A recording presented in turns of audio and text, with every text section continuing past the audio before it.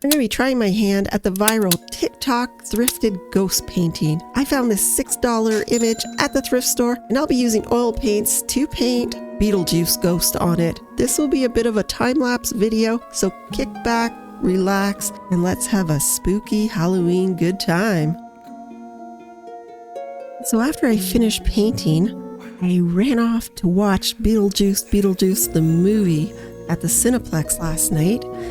And I saw Baby Beetlejuice, or I should say Beetlejuice's Baby. And so I ran out this morning and I found a baby doll that looked like it. And I'm going to be painting it and trying to transform that doll into Beetlejuice Baby. As I work on the Beetlejuice ghost painting, I'm also going to work on Baby Beetlejuice. We'll switch back and forth and then do a reveal of both things together.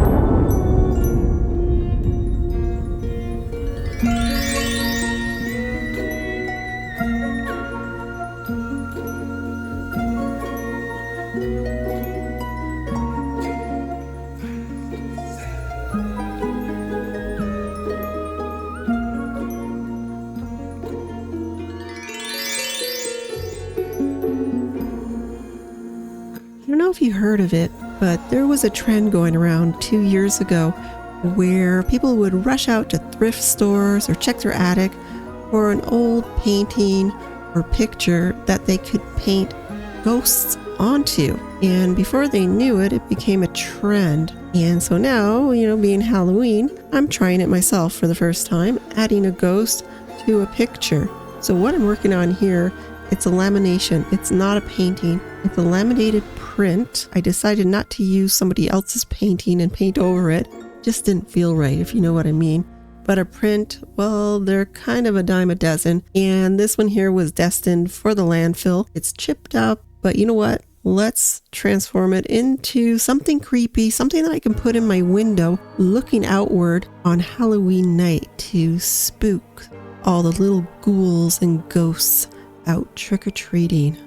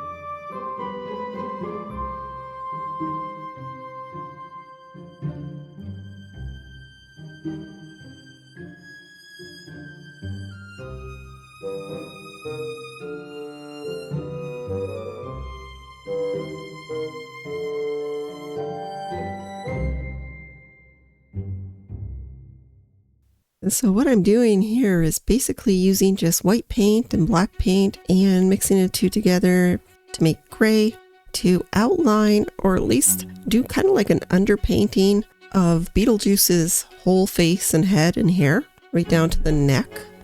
He's going to be kind of suspended in the sky like a moon looking down over the two children walking through the forest at night. And then once this is going to dry, I'll go over it with a glaze in different colors. Do his hair, do his face, his eyes, and it'll be something kind of neat. The whole painting will be colorful and dark. Because it's fall, it's autumn, I'm going to put some maple leaves in the trees, some oranges, kind of reds, little bits of yellow too. It's at night, but there's enough brightness to really make the painting vibrant and come to life a bit. So we're roughing in the hair, and then we will start working on the background, the sky, the trees, the leaves. I plan on doing a tree that'll be textured, kind of like out of a Tim Burton movie, like in Beetlejuice, where you see these trees. They're dark and they're angular and they look kind of dead and spooky.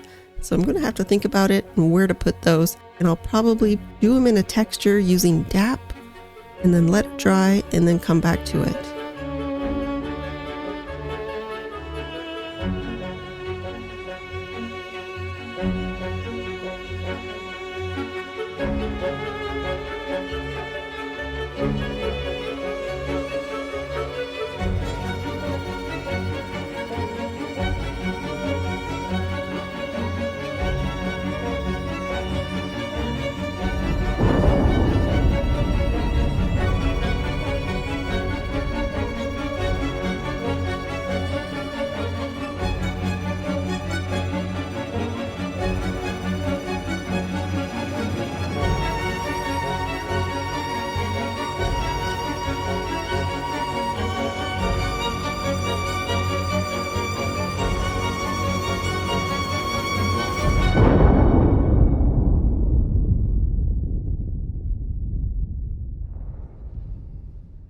So what I've basically been doing up in the sky and in the canopy of the trees is glazing. I'm not quite painting over everything really opaque.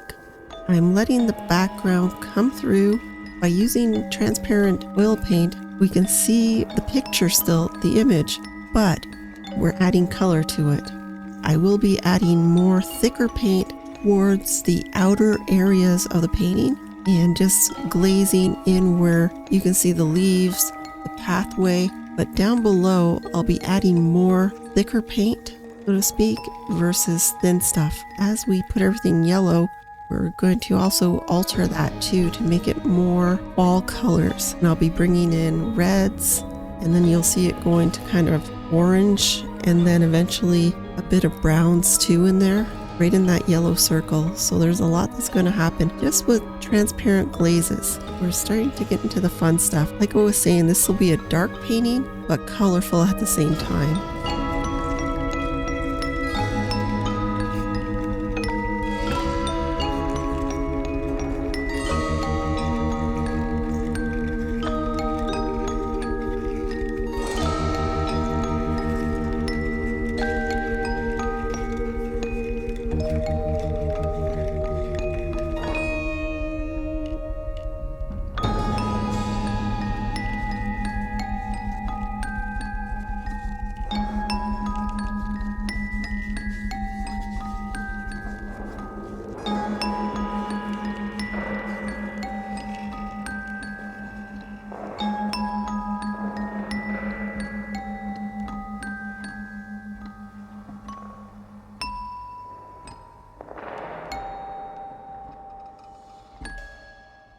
Okay, so we're about to get into the ground behind them, the footpath anyway. And like I was mentioning before, I'm going to make this part a little bit more opaque. There's not a lot of detail in it, so I'm going to have to bring in my own touch for the detail. I was thinking of making the pathway a little bit more apparent, a little bit longer too. I'm still thinking about putting in a couple trees. Once everything is dry, the stuff that I've done tonight, tomorrow I'll dap in some tree trunks and branches in the Tim Burton style and give it a creepy look. So down here, I'll have a tree trunk on each side, and one of them will go up higher than the other. And I can't wait to try that. I'm going to just kind of freehand it in and hope for the best. And right now what we're doing is kind of roughing in some thicker paint I'm not too concerned with seeing through. See, I'm putting it on. I'm basically covering almost the whole pathway as we saw it, as we knew it. And once it's all dry, I'll go in again and try to do a bit more detail work.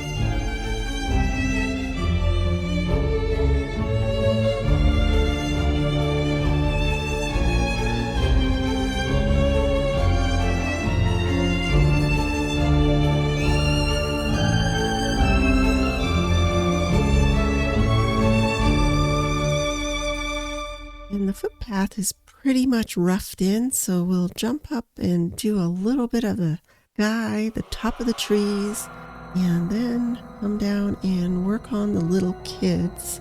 Because I have a plan for them, a very simple plan. And we'll get in there and add some more purple and blues up there. And one of those trees is going to be up there on the top left that I'm going to put in texture. And the trunk will come all the way down and wrap around. And I'm getting in kind of close to Beetlejuice. What I plan on doing when he's dried, I'm going to glaze over him. And then I'm going to have to really feather his hair into the sky. So it's basically blocked in. Well, the way it looks now versus what it will look like will be like the difference between night and day. It looks pretty rough. And, well, he is kind of rough. There'll be some major changes coming up.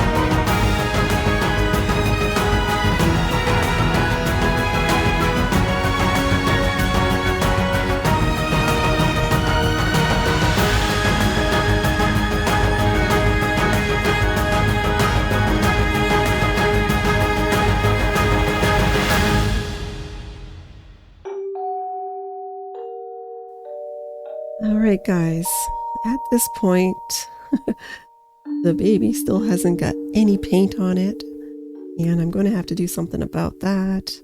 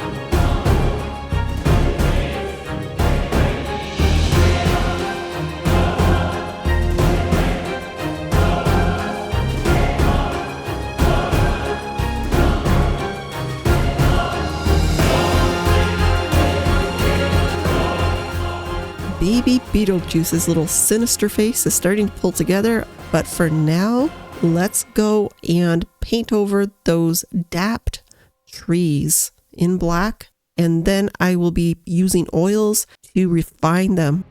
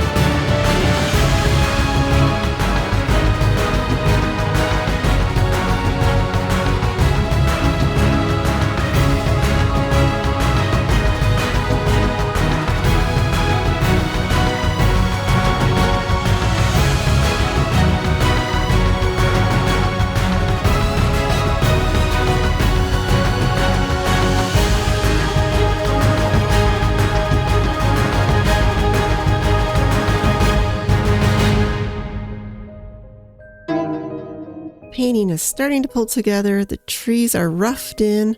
I will be going over them with oil paints. But next up, we have to work on Baby Beetlejuice. Yeah, can't forget about him. That kid needs some hair. And the eyes need to be retouched too. So let's get cracking. I went on the hunt for a little tiny wig. I could not find one. So what did I get? Well, I went to Dollar Tree and I found a Halloween costume for dogs. Yeah, for dogs. A pet costume. So this was a lion, or is a lion costume right here that I'm going to hack up and make a little wig out of.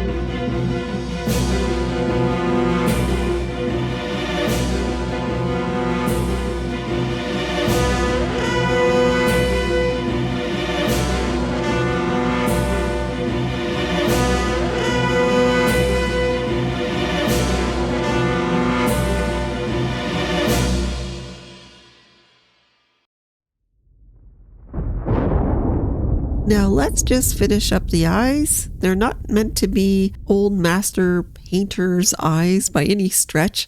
They're just kind of craft eyes. So just craft painting. Nothing too detailed, but I wanted to have an effect of, I don't know. I wanted shock value with the eyes. Also, I want them to be a little bit bloodshot and a little bit darker in the whites. And I think that's pretty much what we got here. It's exaggerated versus realistic, more character, more out there kind of. I want to really, really make those eyes jump out because in the movie, they definitely jump out. We'll get the eyes finished and we'll work on the skin and then this doll will be done and you'll have to wait for the reveal to see how it all comes together in the end.